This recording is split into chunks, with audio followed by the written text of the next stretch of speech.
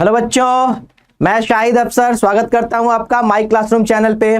बच्चों, माई classroom channel पे हम आपके लिए लेके आ रहे हैं नेशनल साइंस ओलंपियाड के लास्ट 5 ईयर पेपर्स का solution with detailed analysis. Detailed analysis से क्या बेनिफिट होगा बच्चा? क्वेश्चन से रिलेटेड जो भी कॉन्सेप्ट होंगे वो हम साथ साथ समझाते जाएंगे। उससे बेनिफिट ये होगा कि आपका जो टारगेट है 2023 ओलंपियाड, उसमें बहुत हेल्प मिलने वाला है। तो इस पेपर के पैटर्न को थोड़ा हम देखते चले। देखो बच्चों, इसमें आपको 10 मिनट्स प्रोवाइड किए जाएंगे ओएमआर शीट फिल करने के लिए। 10 मिनट्स प्रोवाइड किए जाएंगे ओएमआर शीट को फिल करने के लिए। अब क्या क्या डाटा फिल करना है ओएमआर शीट में? Name, school code, class, roll number, mobile number. Mobile number पे आपका रिजल्ट और मार्क्स शेयर किए जाएंगे, साथ साथ आपको वहां साइन करना है। फाइन। अब पेपर का पैटर्न क्या होता है? पेपर में 3 सेक्शंस होते हैं। पहला सेक्शन लॉजिकल रीजनिंग, जिसमें क्वेश्चन होंगे 10 और ये मैं डील करूंगा आपका। सेकंड सेक्शन होगा साइंस सेक्शन, जिसमें 35 क्वेश्चंस होंगे। फिजिक्स, केमिस्ट्री, बायो मिक्स्ड होगा। साथ में आपका एक अचीवर सेक्शन होगा जिसमें 5 क्वेश्चन होंगे, वो भी साइंस के ही होंगे और इनका मार्किंग थोड़ा अलग होता है। अचीवर सेक्शन का मार्किंग अलग होता है और बाकी सेक्शन का मार्किंग अलग होता है। आइए मार्किंग पैटर्न को देखें। अचीवर सेक्शन का हर क्वेश्चन 3 मार्क्स का होता है। Each question of achiever section carries 3 marks. 3 marks यानी 5 क्वेश्चन हो गए 15 मार्क्स के। इसके अलावा जो भी क्वेश्चन है 1 मार्क। 1 मार्क। तो टोटल क्वेश्चन कितने हो गए हमारे? टोटल क्वेश्चंस हो गए 50 और टोटल मार्क्स कितने हुए?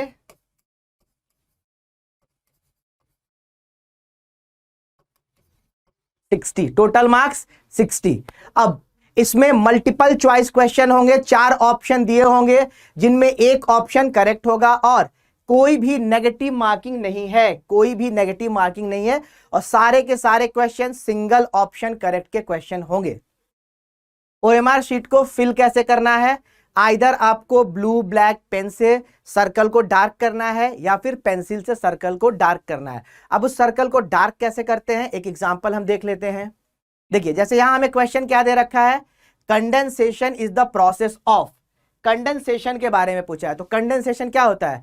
When water vapour cools down to liquid is called condensation. तो आंसर क्या हुआ इसका? बी इसका आंसर दिख रहा है। अब हम क्या करेंगे? क्वेश्चन नंबर कितना है ये? 13। Question number 13। तो क्वेश्चन नंबर 13 पे आइए। रहा क्वेश्चन नंबर 13। आंसर क्या हो रहा है? B option. तो बी का जो सर्कल है इसको अच्छे से आइदर ब्लू ब्लैक पेन से या पेंसिल से डार्क करते चले जाएंगे। रफ वर्क हम बुकलेट में ही नीचे करेंगे, ओएमआर शीट पे कुछ भी नहीं करेंगे। सब कुछ सॉल्व करके ओएमआर शीट फिल करने के बाद ओएमआर शीट सबमिट कर दिया जाएगा।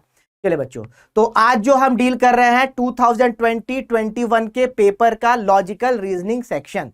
10 क्वेश्चन आएंगे, बहुत सिंपल क्वेश्चन होते हैं। क्वेश्चन के साथ साथ जो भी उनसे रिलेटेड कॉन्सेप्ट होगा वो भी समझाते चलेंगे। आप ध्यान देंगे तो आने वाले पेपर में बहुत हेल्प मिलेगा आपको। लॉजिकल रीजनिंग सेक्शन बहुत इजी हो जाएगा। चलिए, तो ये है हमारा पहला क्वेश्चन जो कि एनालिटिकल रीजनिंग का है। एनालिटिकल रीजनिंग में हमें नंबर ऑफ पॉलीगन्स काउंट करने को आते हैं, आइदर स्क्वायर, ट्रायंगल, कुछ भी काउंट करने को आएगा।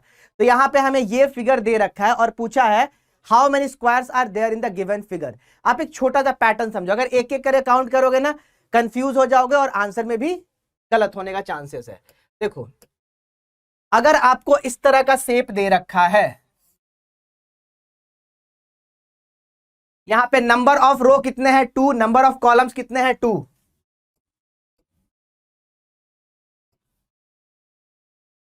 यहां पे 2 रोज हैं और 2 कॉलम्स हैं। अगर यूनिफॉर्म शेप दे रखा है तो आप डायरेक्ट नंबर ऑफ स्क्वायर्स लिख सकते हो। Number of squares is equal to number of rows कितना है? 2। तो 2 स्क्वायर प्लस 1 स्क्वायर, वो हो गया हमारा टोटल नंबर ऑफ स्क्वायर्स। यानी कि इस तरह के 2 रो 2 कॉलम वाले में कितने स्क्वायर हो रहे हैं? 5। अभी हमारा क्वेश्चन इसी के जैसा है, ध्यान से देखो। आ जाओ, इसको फाइंड करते हैं। 2 रो 2 कॉलम। सबसे पहले इस बड़े वाले को देखो, इस रेड पार्ट पे फोकस करोगे।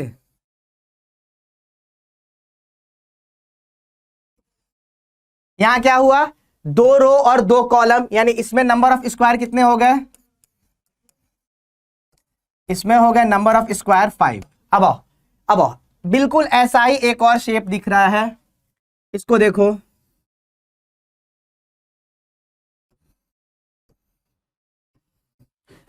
यहां भी 2 रो और 2 कॉलम हो रहा है। यहां नंबर ऑफ स्क्वायर कितने हो गए? 5। 5 बड़े वाले में, रेड वाले में 5 इसमें। अब इस पार्ट को ध्यान से देखो बच्चा, ये एक स्क्वायर है, ये एक स्क्वायर है 1, ये भी एक स्क्वायर है 2। तो यहां पे बन रहे हैं कितने? 2। 5 यहां बने, 5 यहां बने और 2 यहां बना। तो टोटल नंबर ऑफ स्क्वायर क्या हुए? अगर आपको ये पैटर्न याद है तो इजीली हो जाएगा। अगर यहां 3 का हो जाए तो क्या करोगे बच्चा? अगर 3 रो 3 कॉलम आ जाए तो नंबर ऑफ स्क्वायर, ऐसे भी क्वेश्चंस आते हैं, 3 square plus 2 square plus 1 square, 9 plus 4 plus 1, 14 squares. ठीक है, तो यहां टोटल नंबर ऑफ स्क्वायर कितने हुए हमारे?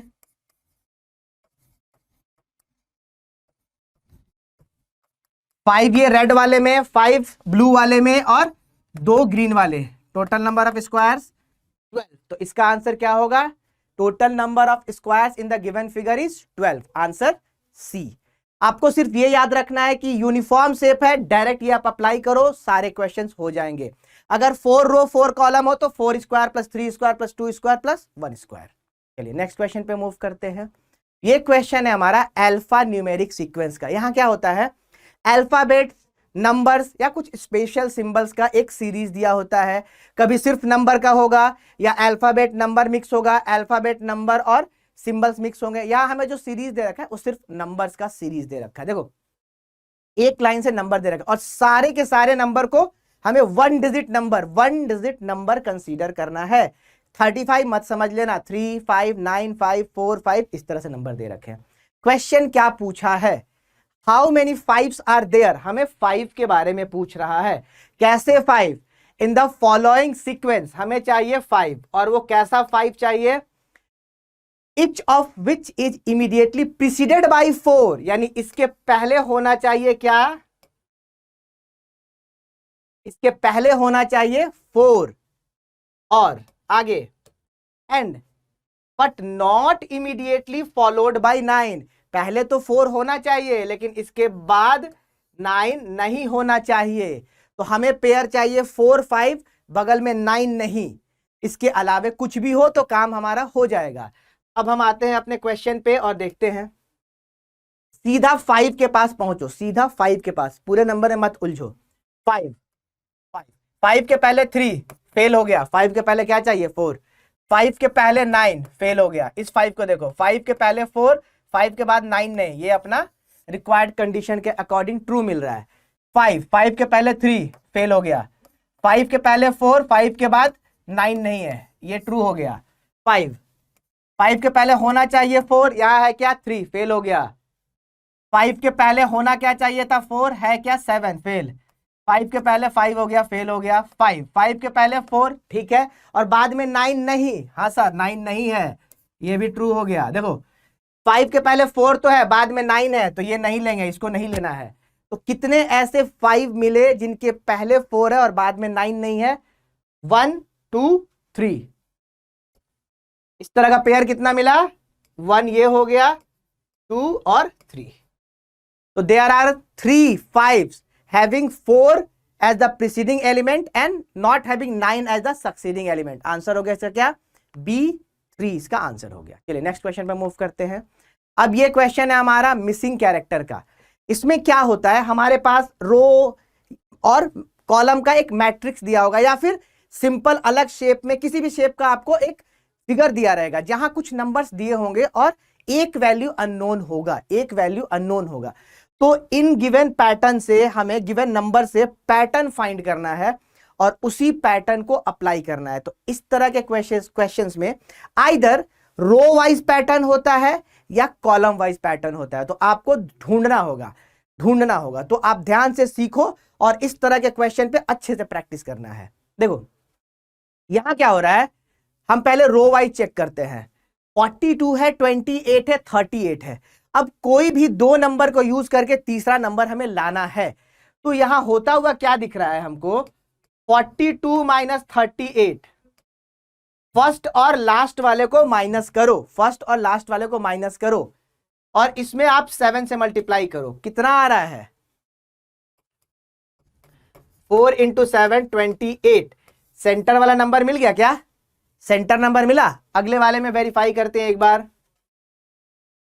28 माइनस 23 इंटू 7, 5 इंटू 7 35, बिल्कुल ठीक है, सेंट्रल नंबर 35 है।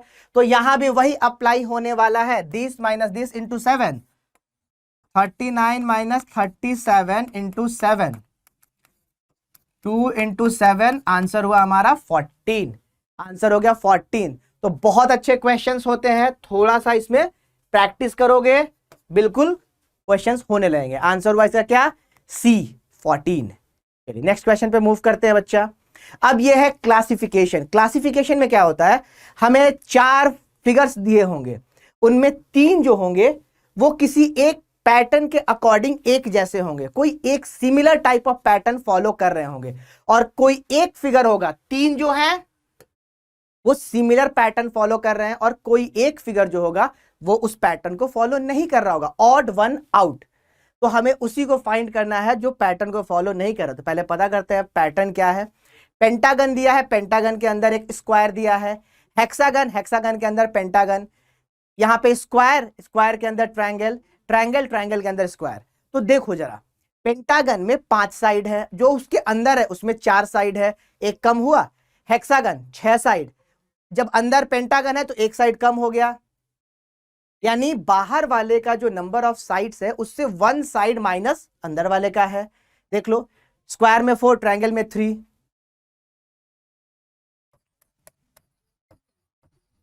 इनर पॉलीगन, ये पैटर्न फॉलो हो रहा है, has 1 side less than the outer polygon. तो जो अंदर वाला पॉलीगन है उसमें एक साइड कम है, inner polygon, sorry inner polygon जो है उसमें एक साइड कम है आउटर पॉलीगन से। देखो यहां 5 साइड्स है, इसमें 4 साइड्स है, इसमें कितने हैं 6, इसमें 5, इसमें है 4, इसमें 3। यहां देखो बाहर में 3 है, अंदर में 4 है, जबकि अंदर वाले का एक कम होना चाहिए। तो ये जो है उस पैटर्न को फॉलो नहीं कर रहा है। आंसर क्या हो गया, डी ऑप्शन, बिल्कुल इसका आंसर हो गया डी ऑप्शन। चलो नेक्स्ट क्वेश्चन मूव करते हैं। बहुत सिंपल होता है इसके क्वेश्चन, बहुत सिंपल, बिल्कुल स्कोरिंग है, less than a minute solve हो जाएगा, लेस देन 30 सेकंड्स में ये क्वेश्चन सॉल्व हो जाएगा। अब ये है फिगर फॉर्मेशन, हमें ये 3 पार्ट दे रखे हैं, एक पार्ट फाइंड करना है। देखो बच्चा, इसको ड्रॉ करना मत स्टार्ट करना, आंसर तुम्हारे सामने है, सिर्फ एलिमिनेट करके सेलेक्ट कर लेना है। और एलिमिनेट कैसे करोगे, किसी एक पार्ट को, जैसे इस डायग्राम में 3 पार्ट है, 3-4 पार्ट है, जैसे ये फ्रंट पार्ट में ट्रायंगल है, पीछे में ऐसा एक सर्कल है, उसमें एक ट्रायंगल है, तो कहीं एक पार्ट को उठाओ और उसको फाइंड करने की कोशिश करो। देखो यहां जो एक पार्ट बन रहा है, आर्क बन रहा है, आर्क के अंदर ये ट्रायंगल बन रहा है, यानी ऊपर में 2 ऐसा ट्रायंगल कंप्लीट होना चाहिए, दोनों तरफ टच करे। यहां देखो ये तो बिल्कुल ही अलग है, ये बिल्कुल ही अलग है, यहां पे एक पार्ट बन रहा है, होना क्या चाहिए दोनों पार्ट, यहां दोनों बन रहा है, यहां एक पार्ट बन रहा है, तो सबका सब एलिमिनेट हो गया, बिना ड्रॉ किए सबका सब एलिमिनेट हो गया। आंसर क्या होगा, सी। इतना आसान है, ड्रॉ करना स्टार्ट मत कर देना, ये लाइन ऐसे आएगा, ये लाइन ऐसे जाएगा, नहीं, टाइम वेस्ट हो जाएगा। एलिमिनेट कर लो ना, एक किसी पार्ट को उठाओ, देखो बाकी पार्ट वैसा है कि नहीं है, एलिमिनेट हो जाएगा, काम खत्म, आंसर निकल गया। ओके चलिए अगले क्वेश्चन मूव करते हैं। अब ये है हमारा नंबर सीरीज, ये क्वेश्चन है नंबर सीरीज। हमारे पास कुछ नंबर्स का कॉम्बिनेशन दे रखा है, बीच में एक नंबर अननोन है, तो इनमें एक पैटर्न फॉलो होता है। देखो सबसे बेसिक कॉन्सेप्ट क्या है, देखो 8, 14, 26, 68, 98।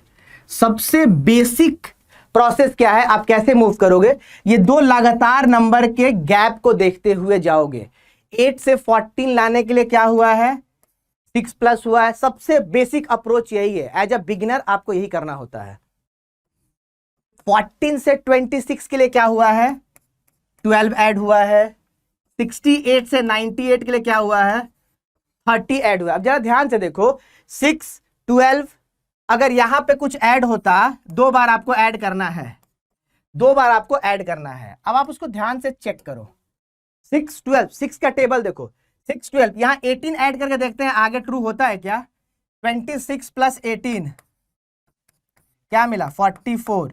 अब जरा वेरीफाई करो, 44 से 68 के लिए 24 हो रहा है क्या, बिल्कुल हो रहा है। यानी पैटर्न क्या था, 6, 12, 18, 24, 30। सिंपल सा क्वेश्चन था, यही सबसे बेसिक अप्रोच है, बहुत इजी क्वेश्चन है। आंसर क्या हुआ इसका, बी, 44 इसका आंसर हो गया। आसान था, बहुत आसान था। चलिए नेक्स्ट क्वेश्चन में मूव करते हैं। अब ये आया हमारा अल्फाबेट टेस्ट का क्वेश्चन। यहां पे क्या कह रहा है, हमारे पास एक वर्ड दे रखा है, exploration.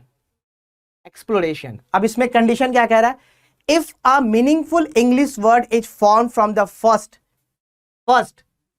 4th, 7th and 11th letters of the word exploration. Exploration के फर्स्ट अल्फाबेट को, 4th अल्फाबेट, 7th अल्फाबेट और 11th अल्फाबेट को यूज करके हमें एक 4 लेटर वर्ड बनाना है। What is the 3rd letter of the word formed, जो वर्ड बनेगा उसका 3rd लेटर क्या होगा, ये क्वेश्चन पूछा है। अब इसके आगे भी एक कंडीशन है जो कि बहुत जरूरी है, ध्यान से देखना। अगर if more than 1 such words are formed, अगर एक से ज्यादा वर्ड बनेगा तो दोनों का 3rd लेटर तो कॉमन नहीं होगा, तो उस केस में क्या आंसर करेंगे, if more than 1 words are formed, answer is Y.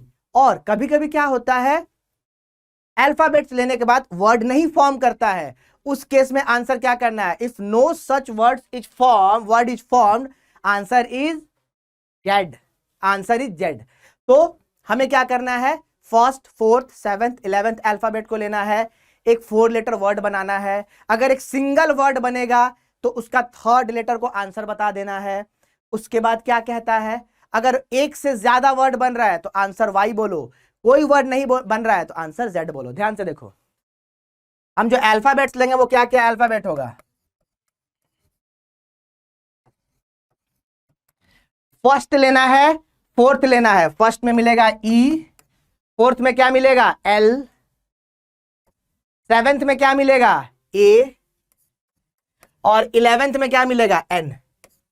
देखो, first, 2nd, 3rd, 4th, 5th, 6th, 7th, 8th, 9th, 10th, 11th, ये 4 लेने हैं। अब इससे हमें बनाना है वर्ड, एक 4 लेटर वर्ड बनाने हैं। वर्ड्स क्या क्या बन सकते हैं, कभी भी जब वर्ड्स बनाएंगे तो प्रॉपर नाउन कभी नहीं बनाते हैं, प्रॉपर नाउन कभी भी नहीं बनाते हैं, वर्ड या वर्ड्स फॉर्म्ड। अगर हम ELAN लेते हैं तो एक वर्ड बनेगा लेन, और कोई वर्ड लीन, लीन, ये भी एक वर्ड बन रहा है।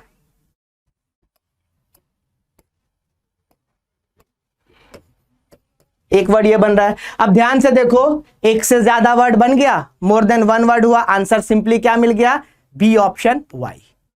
तो अगर सिंगल वर्ड बना रहता तो 3rd को आंसर बोलते, एक से ज्यादा बना है तो पक्की बात है वाई आंसर हो गया। आगे बढ़ो।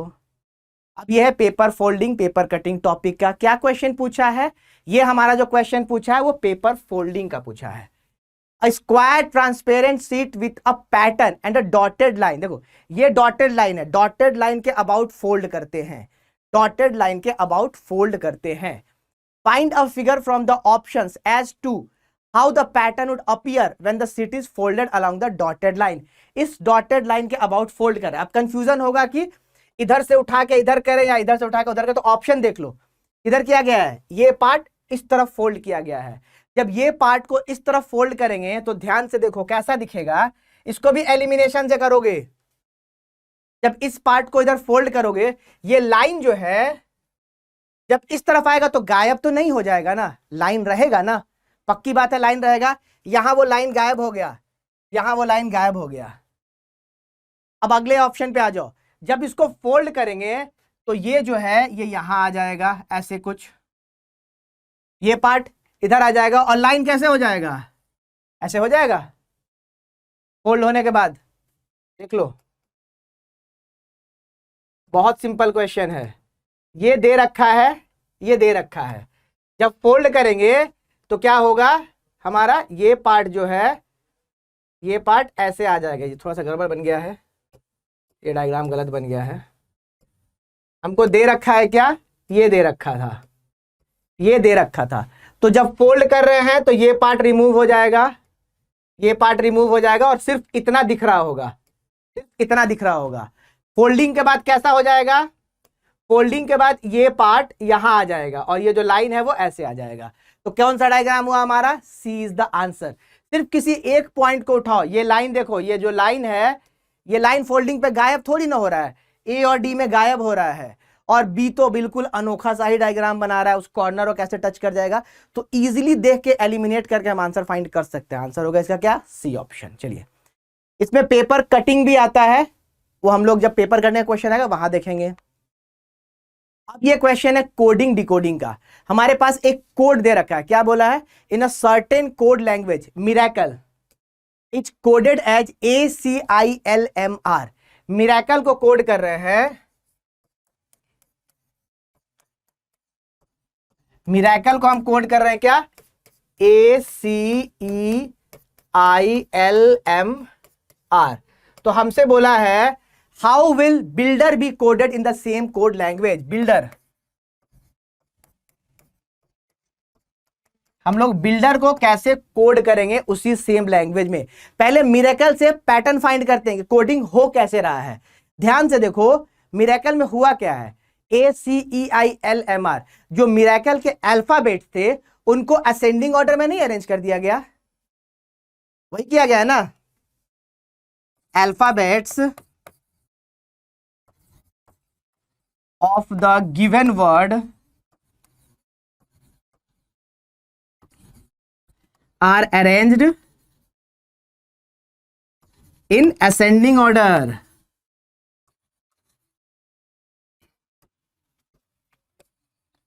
तो वर्ड के अंदर जो अल्फाबेट्स दिए हुए हैं उनको असेंडिंग ऑर्डर में किया है। सबसे पहले ए, फिर सी, फिर ई, फिर आई, फिर एल, फिर एम, फिर आर। तो वही पैटर्न यहां लगाना है। तो ये बिल्डर दे रखा है और एलिमिनेशन हमेशा देखते चलोगे। सबसे पहले क्या आएगा, जब इसको असेंडिंग ऑर्डर में लिखेंगे, सबसे पहले बी आएगा, बी के बाद क्या आएगा, डी आएगा। तो बी आएगा और डी आएगा, ये दोनों खत्म हो गया। उसके बाद क्या आएगा, बी और डी हो गया, डी के बाद ई आएगा, डी के बाद डी, डी के बाद ई, बी डी ई। उसके बाद क्या आएगा, E, F G H I, D, E, F G H I, फिर आई आएगा, बी डी ई आई। देख लो, ये दिख रहा है, जे तो है ही नहीं, तो जे का कोडिंग कहां से होगा। यानी जो भी वर्ड्स है उनको असेंडिंग ऑर्डर में अरेंज कर देना है। फिर क्या आएगा, एल, एल के बाद फिर आर, आर के बाद फिर यू। आंसर क्या हो गया, पी। क्या कर रहा है, alphabets of the given word are arrange in ascending order. जो भी अल्फाबेट्स गिवन है उनको असेंडिंग ऑर्डर में अरेंज कर देना है। आसान क्वेश्चन था, थोड़ा सा ध्यान देना है। कभी कभी ऐसे ही केसेस में जो कोडिंग होगा डिसेंडिंग ऑर्डर में लगा देगा, या कुछ नंबर्स प्लस करके 2 आगे बढ़ा देगा या 2 पीछे कर देगा, इसी तरह कोडिंग होते हैं। चलिए, अब ये आया हमारा क्वेश्चन लॉजिकल वेन डायग्राम का। हमारे पास इसमें क्या है, 3 एलिमेंट्स दे रखे हैं, क्या, फीट, मेज, ग्रेन्स। अब यहां पे 3-3 सर्कल है सब में। हमसे ये पूछा है कौन सा वेन डायग्राम इन तीनों के रिलेशनशिप को एक्सप्लेन करेगा। तो वीट हो या मेज हो, दोनों ग्रेन्स होता है। Wheat and maize both are grains, wheat and maize both are grains, और all the wheats are grains, all the maizes are grains. यानी ग्रेन्स के सर्कल के अंदर दोनों के दोनों आएंगे। ये सर्कल अगर ग्रेन्स को दिखा रहा है तो इसके अंदर कंप्लीटली हमारा वीट आएगा और कंप्लीटली मेज आएगा। और वीट और मेज, कोई भी वीट मेज नहीं होता, वीट अलग होता है, मेज अलग होता है। ये हो गया मेज। कौन सा डायग्राम इसके जैसा दिख रहा है, डी ऑप्शन दिख रहा है इसके जैसा, तो यही इसका आंसर हो गया। बहुत सिंपल क्वेश्चन आते हैं। तो ये हमारे 10 क्वेश्चन थे 2020-21 पेपर के बच्चा। तो इसी तरह आपको बाकी सब्जेक्ट्स के डिस्क्रिप्शन में लिंक मिलेगा, बाकी सब्जेक्ट के सॉल्यूशन के लिए आप वहां जाएंगे, डिस्क्रिप्शन में आपको लिंक मिलेगा। आप वीडियो को लाइक कर दो, चैनल को सब्सक्राइब करो और वीडियो को शेयर भी कर दो। ओके बच्चों, बाय बाय।